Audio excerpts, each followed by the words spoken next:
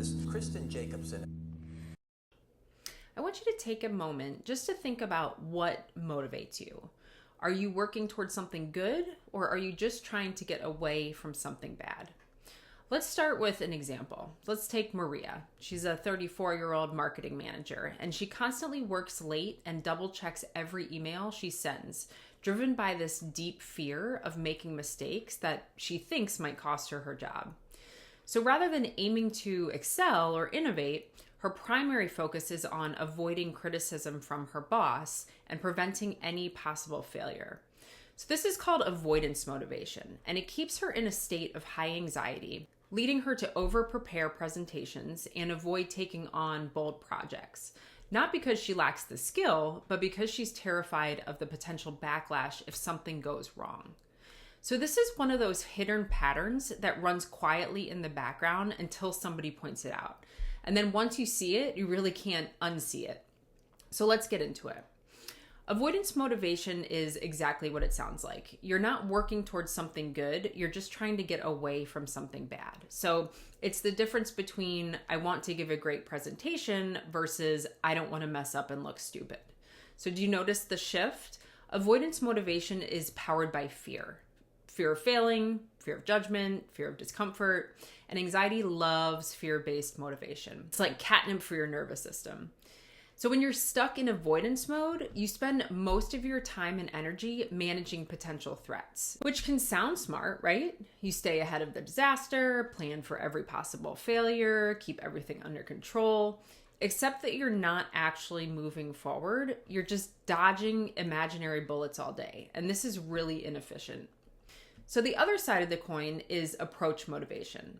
Instead of running from bad stuff, you're actually moving toward good stuff. So examples would be, I want to feel confident speaking up in meetings, or I want to build a career I'm excited about, or I want to have closer friendships.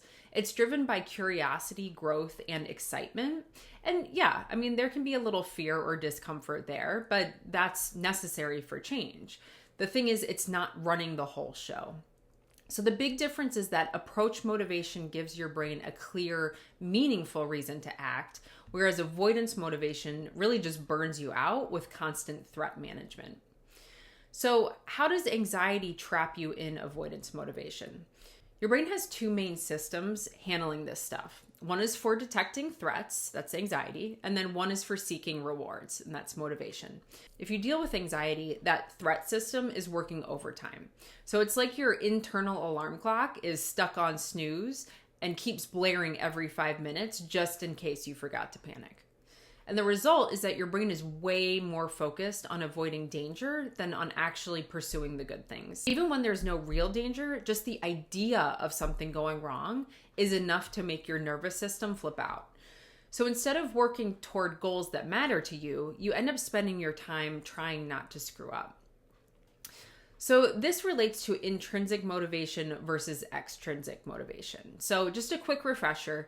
Intrinsic motivation is when you do something because you actually care about it. It matters to you personally. And extrinsic motivation is when you do something because of outside pressure, money, praise, avoiding punishment, not getting fired, etc. So here's why this matters. Avoidance motivation is mostly tied to extrinsic stuff, right? You're doing things because you have to, or because you should, or because you're afraid what happens if you don't. Whereas approach motivation is where that intrinsic motivation really works. You're doing things because they matter to you. So the more anxious you are, the more you end up relying on extrinsic reasons to get through the day, which means more burnout, more resentment, and less actual satisfaction. I see this a lot with my clients who are people pleasers, where they are extrinsically motivated by the needs of others and the feelings of others, right? And then also with a lot of perfectionistic clients where they are more motivated by fear, right? Fear of failure, fear of screwing up and something not being perfect. So it's really important to reflect on what type of motivation you tend to be using in your life. So how do we stop avoidance motivation and shift into approach mode? You can't just yell at yourself to be more motivated. I've tried it. Other people have tried it. It just doesn't work. But here's what does help.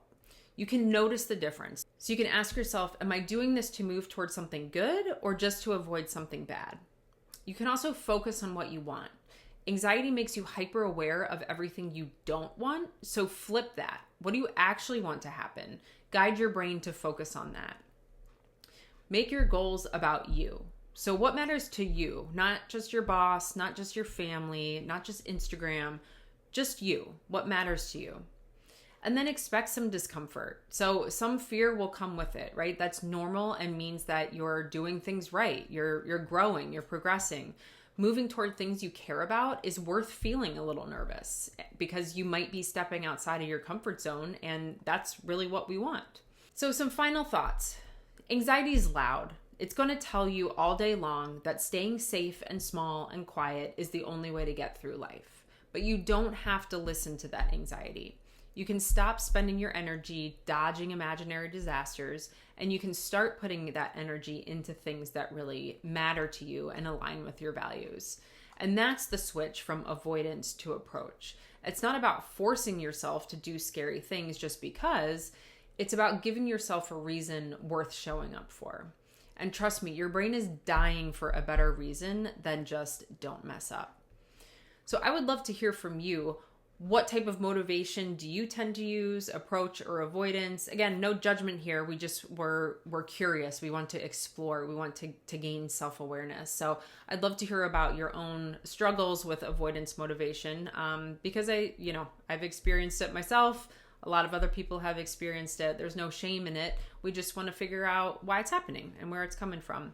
So ask a question, leave a comment, and be sure to subscribe to my channel.